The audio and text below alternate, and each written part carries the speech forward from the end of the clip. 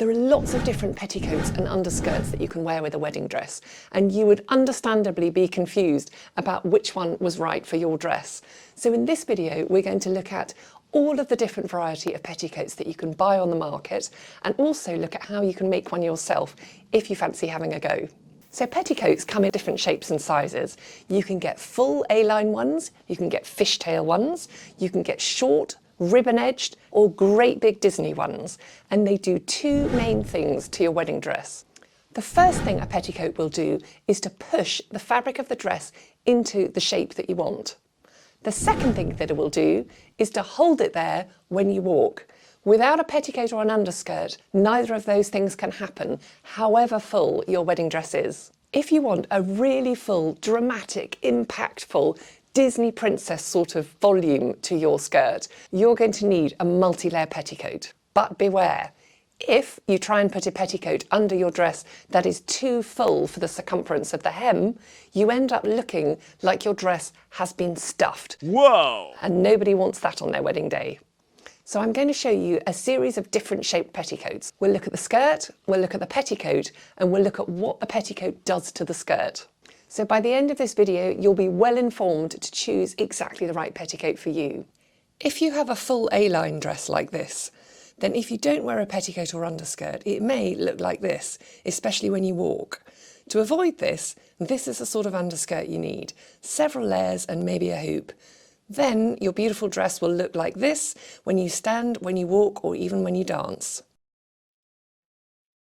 If you have a fishtail or mermaid dress like this, where it's narrow on the hips and then it flares out, then without an underskirt it can tend to hang straight, especially when you walk.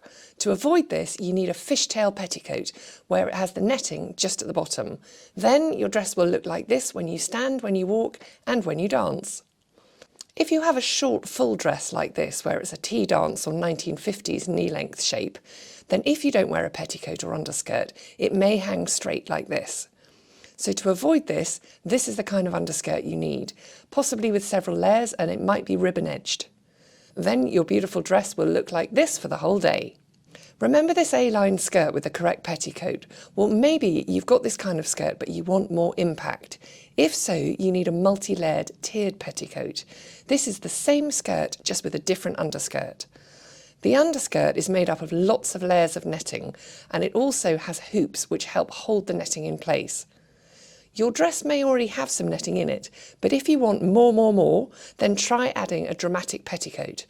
Same skirt, different petticoats. Now, how do you get a petticoat or underskirt? If you buy your dress from a wedding dress shop, they will have petticoats that you can try, but you can also order them online, or you could even make one yourself. So the one you'll see me make in a minute is one that was for a bespoke bride. Usually you would use netting, which is quite a lot stiffer, but I found if I used a large volume of tulle and I gathered it into a petticoat shape, I got this very soft effect, which is exactly the silhouette she was looking for.